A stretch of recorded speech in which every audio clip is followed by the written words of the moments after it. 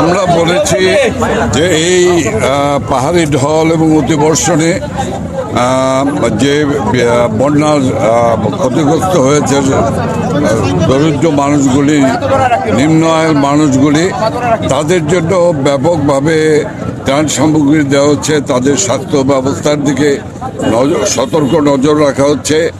পাশাপাশিভাবে যে কৃষিতে যে অপূরণীয় ক্ষতি হয়েছে সে ব্যাপারে প্রয়োজনীয় ব্যবস্থা গ্রহণ করা হবে। খুব শীঘ্রই কৃষিমন্ত্রী এই এলাকায় আসবেন এবং তিনি এই জেলা প্রশাসনের সঙ্গে যোগাযোগে রয়েছেন সমস্ত বিষয়গুলি অবহিত হওয়ার জন্য।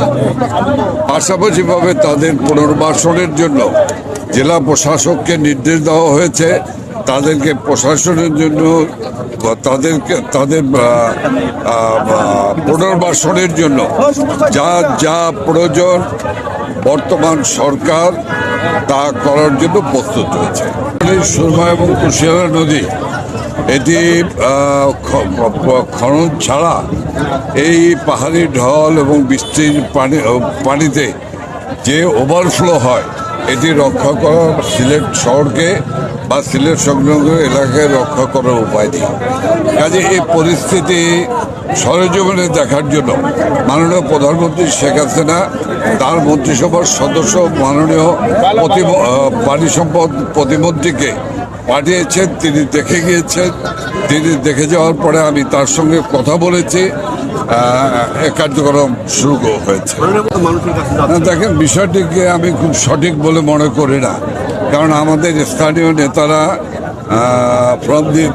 প্রথম থেকে কাজ করছে, সংসদ সদস্যরা কাজ করছেন, নির্বাচিত কাউন্সিলররা কাজ করছেন, নির্বাচিত চেয়ারম্যানরা কাজ করছেন এবং এই সিটি কর্পোরেশনের নির্বাচিত মেয়র কাজ করছেন। কাজেই আওয়ামী লীগ সবসময় দুস্থ মানুষের পাশে থাকে, ছিল, আছে এবং থাকবে। এটি ত্রাণের সুষম বন্টন হবে, এ নিয়ে কোনো বই হবে না। প্রথম দিকে কিছু আগোছালো থাকলেও এখন গোছালোভাবে করা হচ্ছে।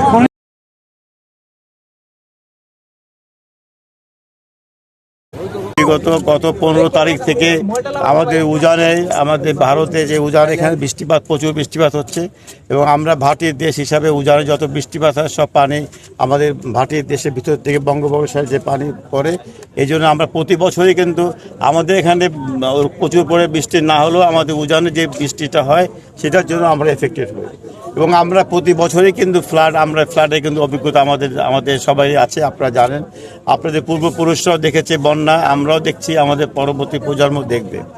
আমরা মাননীয় প্রধানমন্ত্রী জননেত্রী শেখ হাসিনার নেতৃত্বে আমরা বাংলাদেশের বিভিন্ন জায়গায় এই সমস্ত বন্যা থেকে বা দুর্দশাগ্রস্ত এলাকার লোকজনকে রক্ষা করার জন্য আমরা বিভিন্ন প্রকল্প নিয়েছি।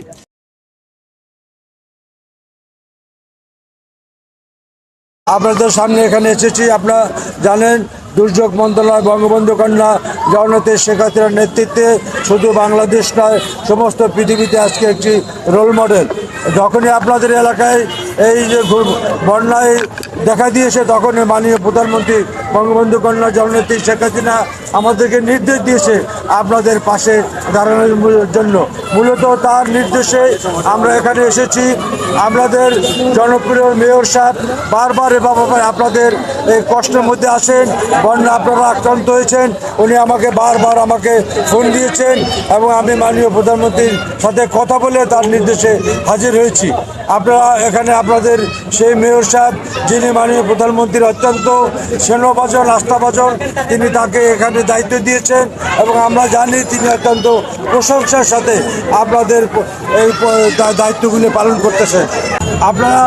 আপনারা জানেন যে এই দুর্যোগ মন্ত্রণালয় শেখ হাসিনার নেতৃত্বে কাজ করে, সুতরাং আপনাদের সুখে দুঃখে আমরা আপনাদের পাশে আছি। আপনারা যে কোনো সমস্যা আমরা আপনাদের পাশে থাকবো।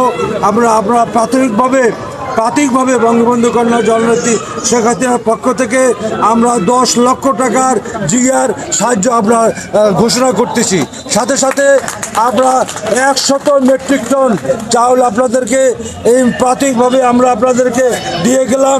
সাথে সাথে 2000 শুকনো খাবার এই মুহূর্তে আপনাদেরকে আমরা দিয়ে গেলাম। 10 লক্ষ টাকার জিআর ক্যাশ এবং 100 টন মেট্রিক টন চাউল এবং 2000 শুকনো খাবার এই মুহূর্তে আপনাদেরকে আমরা দিয়ে গেলাম। মাননীয় প্রধানমন্ত্রী বঙ্গবন্ধু কন্যা জননেত্রী শেখ হাসিনার পক্ষ থেকে প্রাথমিকভাবে আপনারা ইতিমধ্যে আমরা মেয়র সাহেব থেকে শুনেছি যারা যারা বিভিন্ন অসুবিধা আছেন তাদের জন্য আশ্রয় কেন্দ্র খুলেছেন এবং সামনেও যে সমস্ত লোক আপনাদের আশ্রয় দরকার তিনি আমাদের পক্ষ থেকে সরকারের পক্ষ থেকে তিনি সেটা দায়িত্ব পালন করছেন।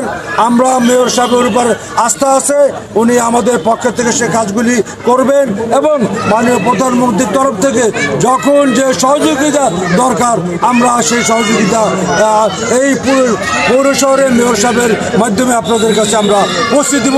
আপনারা ধৈর্য হারাবেন না, আপনারা ধৈর্যের সাথে সাহসের সাথে এই দুর্যোগ মোকাবেলা করেন। মাননীয় প্রধানমন্ত্রী আপনাদের সাথে আছে, আমরা আছি, আওয়ামী লীগ সরকার আছে।